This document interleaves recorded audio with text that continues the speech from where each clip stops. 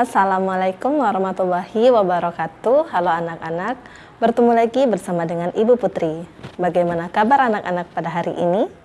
Semoga kita selalu diberikan kesehatan sehingga kita lebih semangat untuk melakukan aktivitas pada hari ini dan tentunya lebih semangat untuk mengikuti pelajaran Ibu pada hari ini. Di video pembelajaran kali ini, Ibu akan menyampaikan materi pembelajaran untuk kelas 5, tema 7, subtema 3, pembelajaran 1. Namun sebelum kita memulai pelajaran kita pada hari ini, mari kita berdoa menurut agama dan kepercayaan kita masing-masing. Berdoa dimulai.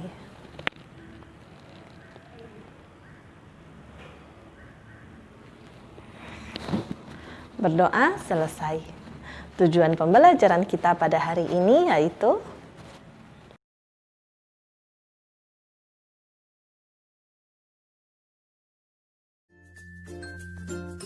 peristiwa mengisi kemerdekaan. Amatilah gambar-gambar di atas.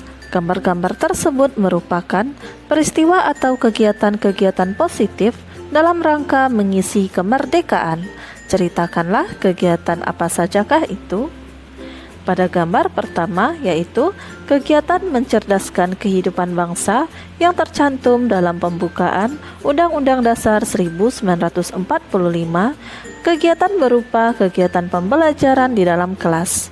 Yang kedua, kegiatan memajukan kesejahteraan umum yang tercantum dalam pembukaan Undang-Undang Dasar 1945.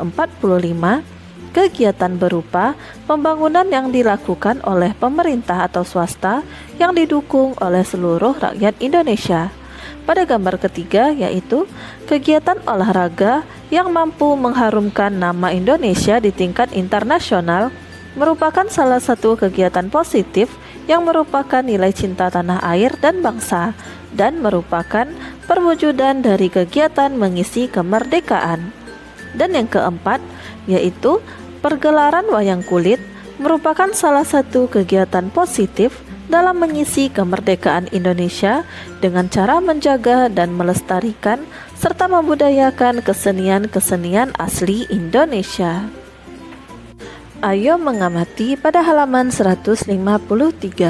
Perhatikan kembali surat undangan yang diterima Ayah Beni. Menurutmu termasuk jenis surat undangan yang manakah surat tersebut? Jelaskan. Surat undangan yang diterima Ayah Beni termasuk jenis surat undangan resmi, termasuk undangan resmi karena yang mengundang Ayah Beni mengatasnamakan organisasi, yaitu Kelurahan Senja, Kecamatan Lembayung. Perhatikan halaman 154.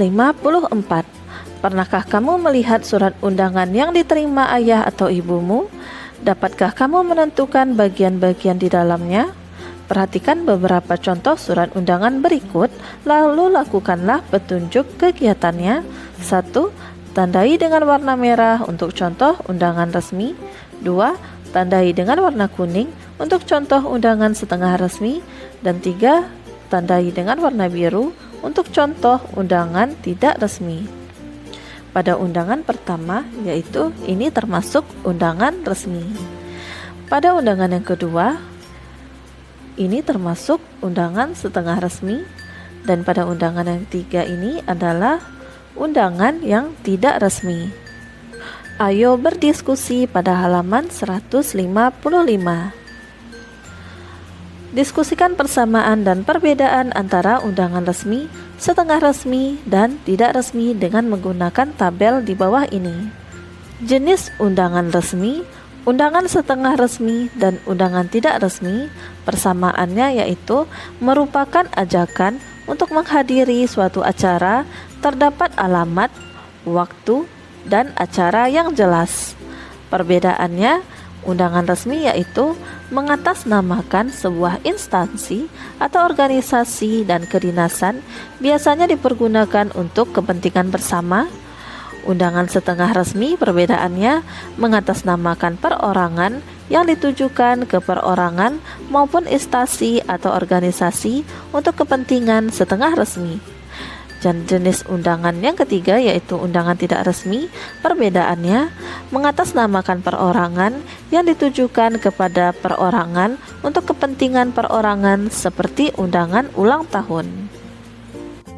Setelah kamu melakukan percobaan dengan mengamati perubahan wujud benda pada halaman 156, berikut ini adalah hasil kesimpulan dari percobaan yang telah kamu lakukan.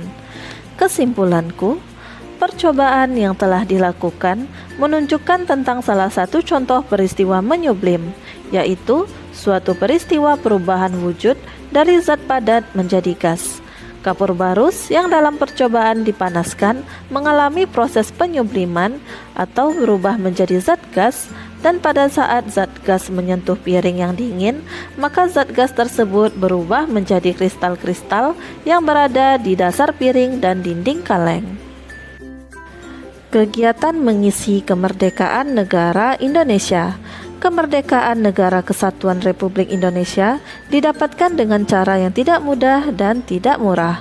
Bertahun-tahun para pemimpin bangsa ini berupaya dengan berbagai macam cara untuk melepaskan diri dari penjajahan bangsa lain. Ribuan nyawa manusia juga telah melayang dalam upaya ini. Kini Indonesia telah merdeka dan berdaulat, namun banyak hal yang harus dilakukan untuk mengisinya dalam rangka pembangunan bangsa Indonesia yang seutuhnya seperti yang dicita-citakan para pendiri bangsa ini. Generasi penerus bangsa harus mengupayakan agar pembangunan manusia seutuhnya ini dapat dilakukan terus-menerus dengan berbagai cara. Cara-cara yang dapat dilakukan antara lain adalah mencintai dan bangga menjadi bangsa Indonesia. Hal ini dapat dimulai dengan memahami dan mengamalkan nilai-nilai dalam Pancasila sebagai dasar negara dan mengenal budaya bangsa sendiri. Rasa cinta tanah air dan bangsa dapat dipupuk dan dilakukan dengan kegiatan-kegiatan sederhana seperti mengunjungi berbagai daerah di Indonesia dan mengenal cara hidup dan nilai-nilai kemasyarakatannya. Selain itu, kemerdekaan harus diisi dengan membangun kualitas manusia Indonesia. Para pemuda hendaknya dapat menggunakan masa kemerdekaan bangsa dengan menuntut ilmu setinggi-tingginya dan berkarya untuk membangun negara sendiri. Berbagai ilmu dan teknologi hendaknya dikuasai untuk memajukan kehidupan berbangsa dan bernegara dan untuk menuju masyarakat Indonesia yang sejahtera. Ayo berlatih pada halaman 158. Kosakata pada bacaan.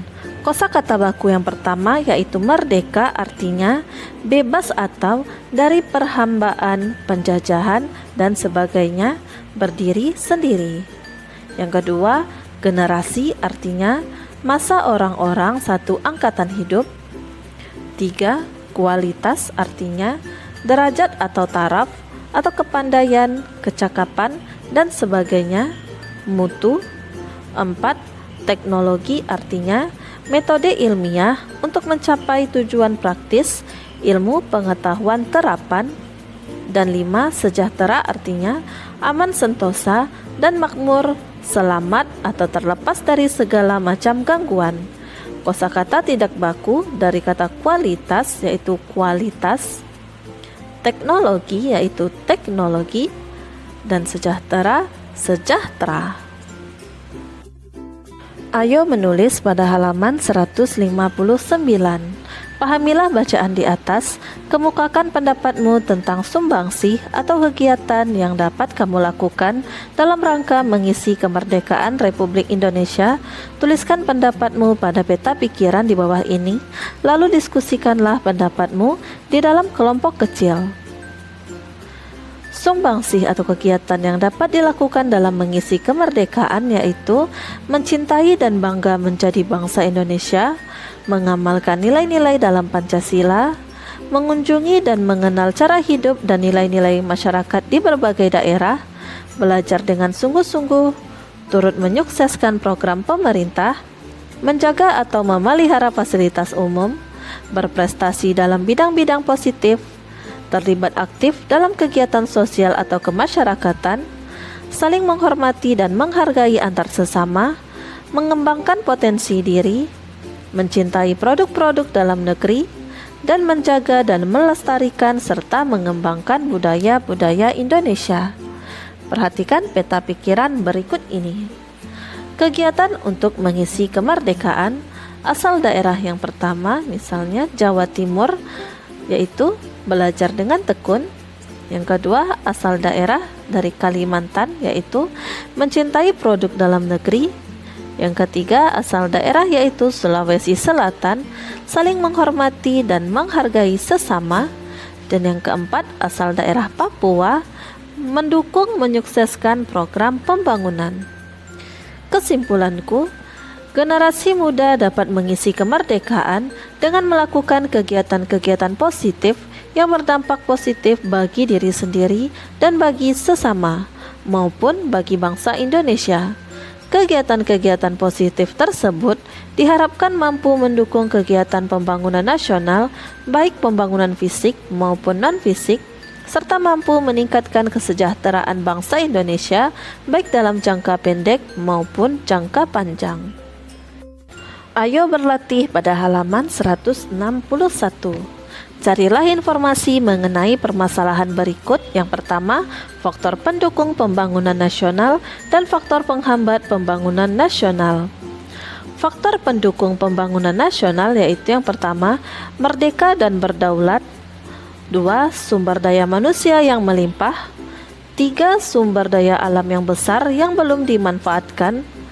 4. Letak geografis. Dan 5. Stabilitas keamanan, politik, sosial budaya, ekonomi, dan lain sebagainya. Dan faktor penghambat pembangunan nasional yaitu yang pertama, kualitas sumber daya manusia yang rendah. 2. Penguasaan teknologi yang masih rendah. 3. Birokrasi yang buruk. 4. Tingkat kepercayaan investor yang masih rendah. Dan 5. Infrastruktur yang masih buruk. Kesimpulan dari kegiatan tersebut yaitu yang pertama, faktor pendukung pembangunan nasional, merdeka dan berdaulat. Dengan merdeka dan berdaulat, maka bangsa Indonesia punya kebebasan menentukan langkahnya sendiri dalam upaya melaksanakan pembangunan tanpa didikte atau dipaksa oleh negara lain. Yang kedua, sumber daya manusia yang melimpah. Dengan sumber daya yang banyak, maka ongkos produksi suatu usaha bisa dipangkas, terutama ongkos produksi biaya pekerja. 3. Sumber daya alam yang besar yang belum dimanfaatkan. Sumber daya alam yang melimpah menjadi salah satu faktor penarik minat investor luar negeri untuk menanamkan modalnya di Indonesia, sehingga mampu membuka lapangan kerja yang bisa dimanfaatkan oleh masyarakat Indonesia, bukan oleh masyarakat luar negeri. 4. Letak geografis. Letak Indonesia yang strategis, yaitu menjadi jalur perlintasan perekonomian dunia, membuat Indonesia mengambil kesempatan dengan turut berperan serta di dalamnya. 5. Stabilitas keamanan politik, sosial budaya, ekonomi, dan lain sebagainya. Dengan jaminan keamanan, maka roda perekonomian lebih cepat bergerak, investor mau menanamkan modalnya di Indonesia. Dan kesimpulan dari faktor penghambat pembangunan nasional yaitu yang pertama, kualitas sumber daya manusia yang rendah, tingkat pendidikan, etos kerja atau semangat kerja, penyerapan kemampuan teknologi yang kurang dari masyarakat Indonesia menjadikan masyarakat Indonesia tersendat dalam melaksanakan pembangunan nasional. 2. Penguasaan teknologi yang masih rendah menyebabkan barang-barang berteknologi tinggi terpaksa diimpor dari luar negeri, dan ini menambah beban utang atau berkurangnya devisa bagi negara Indonesia. 3. Birokrasi yang buruk, peraturan yang berubah-ubah, berbelit, dan sulit membuat investor atau orang yang menanamkan investasi atau modal menjadi enggan untuk menanamkan modalnya di Indonesia. 4. Tingkat kepercayaan investor yang masih rendah. Dengan kepercayaan yang rendah dari investor, membuat modal yang diperoleh Indonesia sedikit, sehingga tingkat percepatan pembangunan tersendat. Dan 5. Infrastruktur yang masih buruk. Jalan, jembatan, dan infrastruktur lain yang buruk menyebabkan biaya produksi suatu barang dan jasa menjadi membengkak, sehingga tidak mempunyai daya saing dengan produk atau jasa dari luar negeri, sehingga tingkat kecepatan pembangunan menjadi terhambat.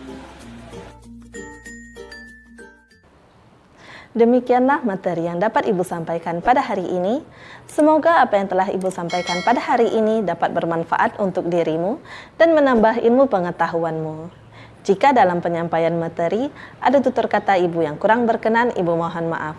Akhir kata, wassalamualaikum warahmatullahi wabarakatuh.